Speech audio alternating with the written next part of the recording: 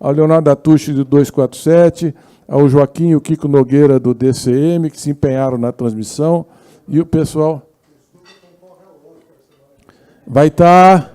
ele vai estar lá no tapete vermelho, vocês vão poder... Se ele sempre anda tão elegante aqui, você imagina como é que ele vai estar disputando lá. Isso porque vocês não viram o presidente Lula chegar hoje com óculos escuros, estava o próprio Brad Pitt. Está pegando essa fama aí na assessoria do presidente Lula. Ele tá tentando seguir o seu caminho. Ator principal. Então, vou passar aqui Eduardo Moreira para fazer a sua intervenção. Olá, bom dia. É uma honra enorme estar aqui a convite do presidente Lula. E eu não poderia deixar de agradecer 3 companheiros, especialmente hoje, que têm me ajudado muito nessa caminhada recente, mas de muita entrega. Um deles, o professor Eduardo Fagnani, com quem eu tenho aprendido muito nesse caminho e tem sido fundamental para os meus estudos. O Mercadante, que tem tido frases pontuais, cirúrgicas, que tem me ajudado muito nos encontros que a gente tem tido. E o companheiro Gessé, que foi quem deu o pontapé inicial nessa minha caminhada recente. Eu lembro que, quando comecei a estudar desigualdade, eu cheguei para o Gessé e falei: Gessé, os livros só nos levam até um certo lugar. Os artigos só nos levam até um certo ponto. Eu quero poder sentir um pouco na pele o que esses irmãos e irmãs sentem. A palavra compaixão vem do grego compartilhar a paixão, compartilhar o patis. Patis é sofrimento. Então, como compreender e aprender de verdade a realidade que vem junto com a desigualdade, sem sentir um pouco na pele esse sofrimento? E foi ele que me apresentou ao Stedley. Foi por causa disso que eu fiz minha primeira viagem para o MST, e lá, sim, as maiores aulas de economia que eu tive até hoje. Lá, sim, o verdadeiro conhecimento sobre como acontece esse processo que gera desigualdade. Eu costumo dizer que nós fazemos parte de um grupo pequeno das pessoas interessadas a aprender sobre a pobreza no Brasil. E trouxemos vários dados, e trarei mais alguns aqui. Mas existe um grupo ainda menor, que é esse que a gente tem que aumentar, que é o grupo das pessoas dispostas a aprender com o pobre brasileiro, e não sobre o pobre brasileiro. Chegar numa comunidade dessa e falar: me mostre como funciona o processo, me mostre como vocês conseguem, no caso do MST, chegar numa terra arrasada, onde não existe sombra, e elas têm que levar 2 escadas e uma tábua para poder construir o primeiro barraco debaixo de sombra, uma terra sem sombra. Como é que em 15 anos pode existir uma agroindústria que faz com que todo mundo aqui tenha um carro, tenha uma casa digna e tenha uma possibilidade? Como? Pegue o melhor economista que a gente tem, que já passou pelo Banco Central até hoje, e coloque na casa do lado desse companheiro do MST, e vá daqui a 3 meses ver quem está melhor de vida. E vamos tentar entender como eles conseguem fazer isso, tendo todos os fatores contra. Não tem financiamento, tem um preconceito enorme da sociedade, tem uma terra que você consegue pregar um prego de tão compactada que está pelo gado que passou, pelos agrotóxicos que foram usados. E lá você aprende uma coisa que é essencial e que tão óbvia, mas tão distante do conhecimento comum. Toda a riqueza que cada um de nós tem só pode ter vindo de 2 lugares, presidente. Ou a gente produziu, ou a gente tomou de alguém. Não tem um terceiro caso. Não existe uma terceira opção. Toda a riqueza que a gente tem, ou a gente gerou, ou veio de alguém. E quando você chega no MST e vê uma terra arrasada, e daqui a 15 anos você vê toda essa riqueza que eles têm, você sabe que aquela casa, aquele carro, vieram daquela plantação de mandioca, de alface, daquela criação de ovinos, de caprinos que ele tem.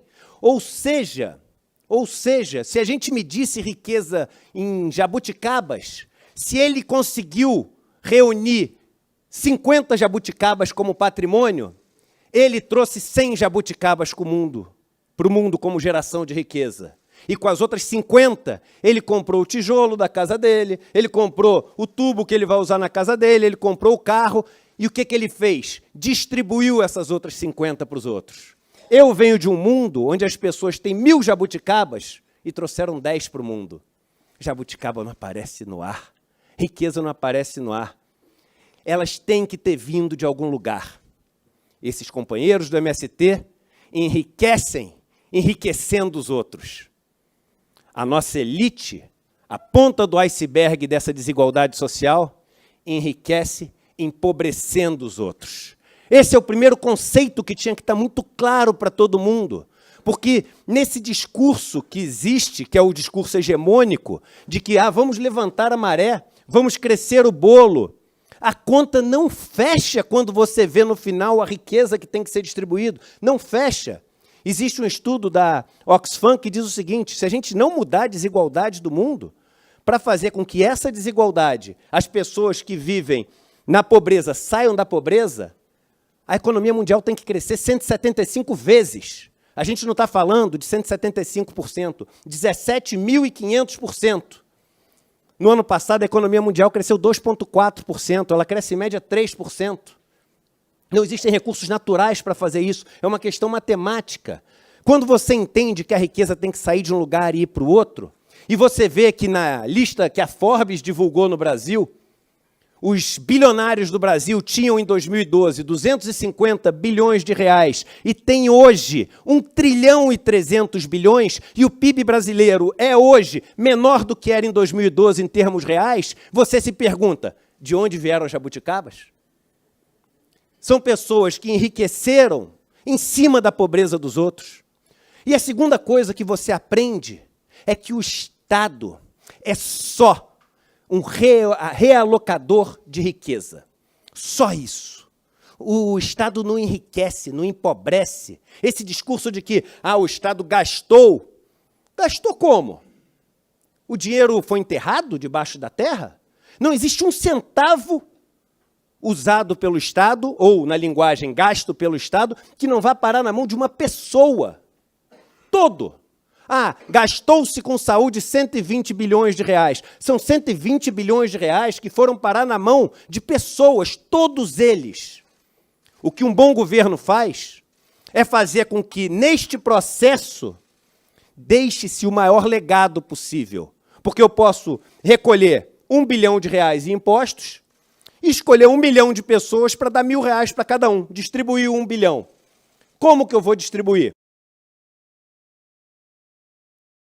Eu posso, por exemplo, dar, como no Bolsa Família, e vou ter algum impacto. Essas pessoas provavelmente vão gastar o dinheiro, ele vai voltar para a economia, o cara do armazém lá vai ter que fazer um novo pedido e etc.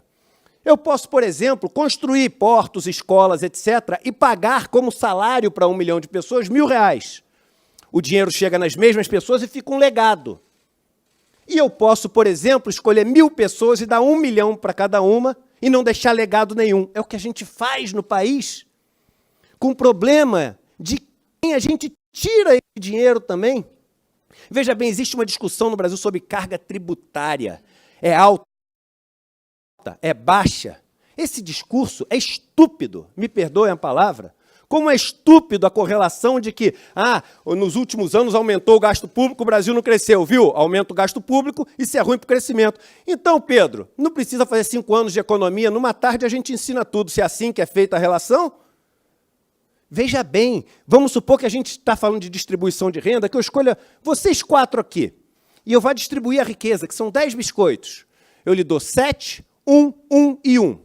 Está distribuído de uma maneira igual? Não, tem uma desigualdade enorme. 7, 1, 1 e 1. E eu falo o seguinte, eu, Estado, vou pegar 3 biscoitos e distribuir de uma maneira diferente.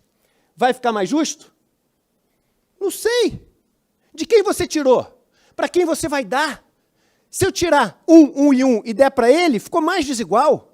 Se eu tirar os 3 de quem tem 7 e der para cada uma de vocês que tem 1, vai ficar mais igual. A carga tributária, ela dá possibilidade de fazer justiça social, mas ela não garante a justiça social, porque ela, por si própria, não diz de quem ela tira e para quem ela dá. Não é à toa que o país que tem maior mobilidade social no mundo, a Dinamarca, em 2 gerações você nasce nos mais pobres e chega na renda média, é o país que tem maior carga tributária no mundo. Mas é o país que não só tem a maior carga tributária no mundo, como o imposto sobre a renda é 2 vezes o maior do segundo. Por quê? Porque distribui a riqueza. E esse é o ponto central que a gente tem que ter na cabeça. A distribuição de renda é cruel. Ela faz com que acumulem-se riquezas na mão de poucas pessoas. E os dados que foram mostrados, o Piketty fez um avanço grande colocando os dados fiscais, mas é pior do que o Piketty mostra. Tem um estudo de uma universidade do Chile, que eu li uma vez, que é incrível, que ele diz o seguinte: calma aí, vocês esqueceram de pegar uma coisa que é essencial. O que eles chamam de retained earnings, que é o seguinte, o lucro não distribuído.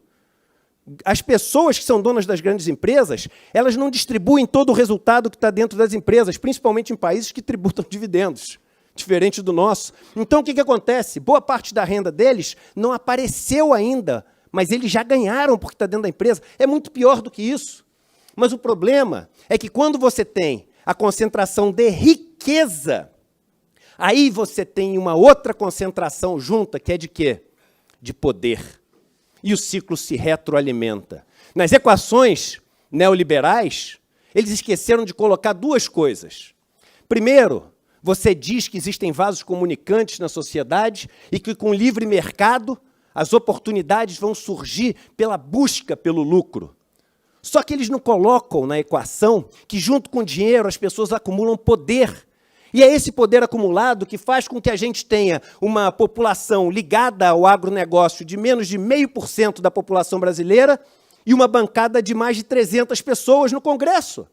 É o poder acumulado junto com essa riqueza. E aí, o próprio livre mercado é o primeiro a impedir que ele aconteça, porque ele começa a criar barreiras com o poder que ele tem. O maior inimigo do capitalismo é o capitalismo. E a segunda coisa que não se coloca nessas equações, que o que se otimiza, segundo, é um termo maravilhoso, presidente, a utilidade. São equações para você maximizar a utilidade. Só que essa utilidade no sistema capitalista, ela é desejo e não necessidade. 1 grama de cocaína custa muito mais caro do que um copo d'água. E o sistema capitalista, na iniciativa privada, sem Estado, ele maximiza o uso da cocaína, não maximiza a água potável para as pessoas, porque a equação traz esse resultado quando você maximiza essa utilidade que é ligada a desejo. A gente esquece, gente, que a única coisa que nos une, que nos faz nação, é o Estado. Não existe mais o nosso território, cada um tem o seu.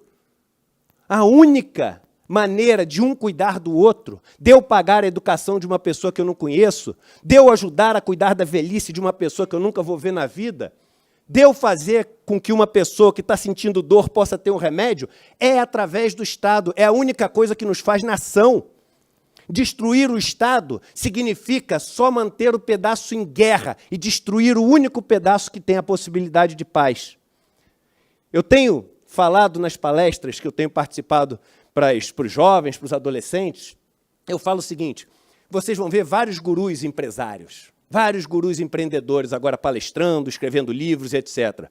Como eu saí da comunidade que eu morava e fiz milhões. Como eu passei a juntar bilhões e bilhões e bilhões. E são essas pessoas que a gente admira o Jeff Bezos, o Tesla, o etc. Essas coisas que o Oxfam faz são interessantes, né? Da gente conseguir olhar o dinheiro. Tantas pessoas têm o mesmo dinheiro da metade da população mundial, etc. Tem uma que é interessantíssima, que essa eu ainda não vi falada, que é o seguinte: se você pegar e colocar uma pilha de notas de $100, metade da população do mundo está sentada no chão. As pessoas que são classe média dos países ricos do mundo estão sentados na altura de uma cadeira. Os 2 indivíduos mais ricos do mundo estão sentados no espaço sideral. É interessante a gente ver. É interessante a gente ver as coisas. E eu digo para essas crianças, para esses adolescentes, para esses jovens o seguinte: prestem bastante atenção em todos esses empreendedores, em todos esses empresários que vão falar com você. Anotem tudo o que eles vão falar e façam ao contrário. Porque são essas pessoas as responsáveis pelo mundo que a gente tem hoje. São essas pessoas que têm a caneta na mão. Elas falharam. Elas falharam. E os pobres trabalhadores, Eles foram bem-sucedidos porque eles conseguiram criar a riqueza que ficou acumulada na outra ponta. Chegou a hora da gente recompensar quem fez o bom trabalho e mandar a conta, cobrar de quem foi fracassado, de quem fez errado. E isso a gente faz com redistribuição de riqueza, do capital fundiário, para fazer com que a riqueza fique nas comunidades e não saia. Eu chegava no MST e falava o seguinte: está vendo essa plantação de mandioca? Daqui para o lado, vai tudo para o Itaú quando você compra o seu celular financiado. É a mandioca que está indo lá para ele, está ficando com ele e acumulando, e ele não está fazendo nada. E você quer saber o pior? Sabe quem é que está te emprestando esse dinheiro? É o teu vizinho que conseguiu juntar dinheiro no mês passado. Ver o fluxo da riqueza. E quando a gente vê o fluxo, a gente sai dessas armadilhas de o PIB cresceu, o PIB tem que crescer mais, o agronegócio cresceu. Veja bem, presidente, a maior exportação do Brasil é soja. O dinheiro, se a gente tiver só plantação de soja no Brasil, vai ficar na mão de meia dúzia de pessoas que vão comprar título público, esse título público vai pagar os juros com imposto pago sobre consumo. E pior, 54% da receita vai para pagamento de insumos da produção de soja. Quem são os donos das empresas que produzem agrotóxicos, que produzem os adubos, que produzem os tratores? Ficam no Brasil essas empresas? Volta para fora. Ver esse fluxo e tomar as medidas para dar acesso ao capital e mostrar que o Estado está aí para igualar as necessidades, para fazer justiça nas necessidades e não nos desejos. Tem uma fila de 1,5 milhão de pessoas querendo receber aposentadoria, que já passou os 45 dias, é uma dívida do Estado. Então eu dou uma ideia, deputada Gleisi, que é a seguinte: existe um mecanismo no mercado financeiro chamado de cross-default. Cross-default quer dizer o seguinte: se você tem uma LTN e ele tem uma LFT, se a LTN não paga, a LFT não pode ser paga enquanto a sua não for paga. Isso dá uma proteção para as pessoas que têm a dívida. Vamos fazer um mecanismo de cross-default com os aposentados também. Enquanto não for pago um aposentado que tem uma dívida para receber do governo, nenhum banqueiro pode receber a dívida que tem nas LFTs, nas LTNs, etc. No dia seguinte não tem uma pessoa na fila do INSS. Por que a dívida do banqueiro é mais importante que a dívida de uma pessoa que está doente, idosa, acabou de ser mãe? Chegou a hora da gente entender que não deu certo. E aí, me perdoem, não tem como fazer isso sem ser radical. Não tem como fazer isso sem confrontar. Não tem como fazer isso sem fazer uma oposição que faz barulho. Não tem. De mão dadas com esses irmãos, mas radical. Porque a realidade deles é radical. Na última viagem que eu fiz para Dourados, onde convivi com os irmãos indígenas, onde todo dia morre gente, e morre atropelada de propósito, embebedada, morre com tiro na cabeça, vi criança de 4 anos sendo assassinada. Quando você mora uma semana com eles comendo o resto de comida, dormindo de 1h30 da manhã até as 3 da manhã, porque não pode dormir mais, porque tem o risco do pistoleiro entrar e te matar, onde você vê as pessoas desesperadas porque perderam quase toda a família, tem como voltar e querer compor? Querer moderar o discurso? A gente tem que entender que morando no país onde a riqueza é distribuída da forma mais radical do mundo, não existe luta que não seja tão radical quanto a desigualdade que esse país sofre. É isso que eu tinha a dizer, presidente.